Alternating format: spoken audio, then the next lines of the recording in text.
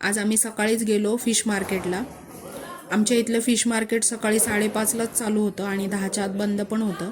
आम्ही गेल्याच्या नंतर हे 4-5च लोक होती, बाकीचे लोक मासे विकून गेले पण होते बंद करून। आम्हाला जायला थोडा लेट झाला, पण मला कोळंबीच घ्यायची होती, ती भेटली मला। 450 रुपये किलो कोळंबी होती। मासे घेऊन झाले, घरी आल्यानंतर मी ते एका ताटात काढून घेतले। मस्त कोळंबी भेटली आणि साईज पण मोठी आहे, आणि बांगडे पण आणले फ्राय करण्यासाठी। बांगडा एकदम ताजा भेटलाय, हे पहा। आणि हा बेत आहे उद्यासाठी, कारण की आज आई आणि पप्पा येणार आहेत, म्हणून मी हा बेत ठरवला। आता सगळी कोळंबी मी निसून ठेवते। इथे कोळंबी आणि बांगडे स्वच्छ धुवून मी फ्रीजमध्ये ठेवून दिले, आणि संध्याकाळी आई आणि पप्पा पण आले। पप्पा मला विचारतात, चव्हाण इथेच राहतात का?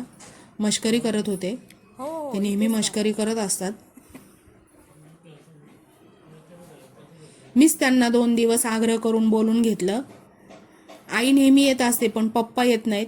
पप्पांना खूप आग्रह करावा लागतो या म्हणून, तेवढाच त्यांना पण चेंज, आणि मलाही आवडतं। दोघे दुपारीच येणार होते, पण तिला यायला लेट झाला।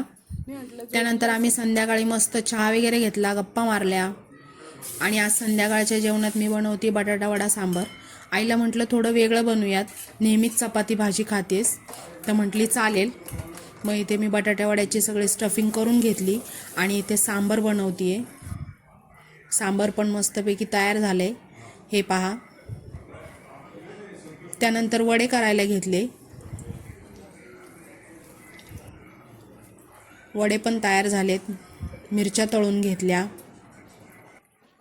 आणि मस्तपैकी ताट तयार केले, आणि दोघांनाही वाढलं। आईला पण खूप आवडले, म्हणले मस्त बेत केलास।